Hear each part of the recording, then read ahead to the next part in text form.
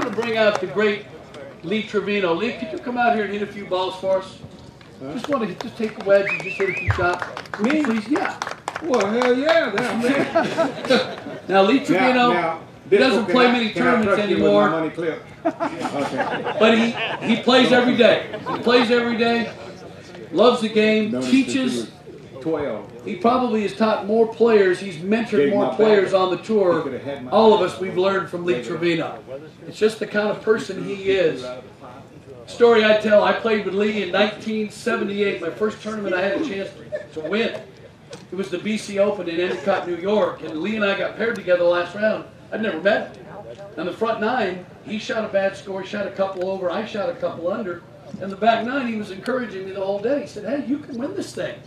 And we got on the last hole, and he said, look, make this putt, you're going to be third on your own.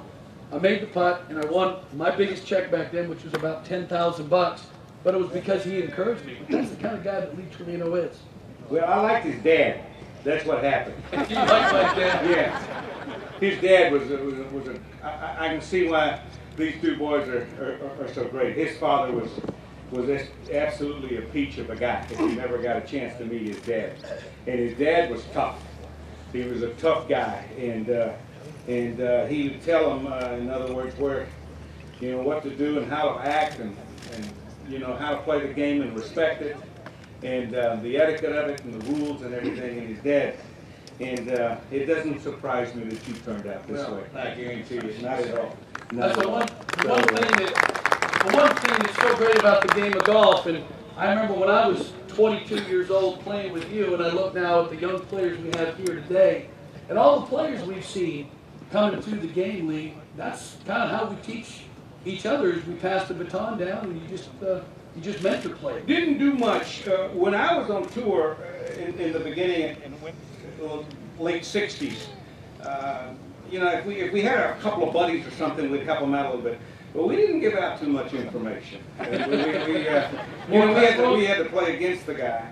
But also, we didn't have all these teachers either. We didn't have people that you could go to and he could look at you and correct you and do this or change your swing and what have you. There are players that are field players, and there are players that are mechanical players. I think mechanical players need help because someone can watch them and put them back in them. With video. But not field players. Field players, you get closed, you get open, you put your feet together. I mean, when I wanted to put a lot of spin on a wedge, I put my feet together. I would put my heels together. That way, you see, here. In other words, I did that because I could swing twice as hard to go a short distance. When I put my feet farther apart with a wedge, I'd have too much movement. And I wanted to work, it looks like Jimenez, doesn't it? What's his name? He does that stuff. But this is what I did with a wedge. So anytime that I wanted to say the ball, see, because anytime they're feeding that flag in front of the green, you got to go past it to bring it back. You understand? You can't go in there and bounce in, see? So we put them together. You see what I'm saying? Now, people seem to think that to hit a draw, in other words, to hit a draw, when we put wedges in there. A lot of times I'd hit a wedge and say it was behind a bunker on a par 5. And I did this a lot of times. In those old-timey golf courses, they always had 2 bunkers in the front, but you had an opening. Well, I'd aim at the corner bunker on the right, you see, and then I would bring the ball in between them to sneak in there and let the ball go sideways into the flag. Now that's a little sandwich you're hitting right there. You hook that ball up 10 yards. Well, I didn't hook it very much. I mean, if it's real severe, see, we can put a little more on it. And see, and it'll go right over to the flag. But that's a lot, but let me tell you, that's a lot of spin for a lofted club. That's hard to do. Well, it's not that much. Also, if you notice, I did that with an open stance.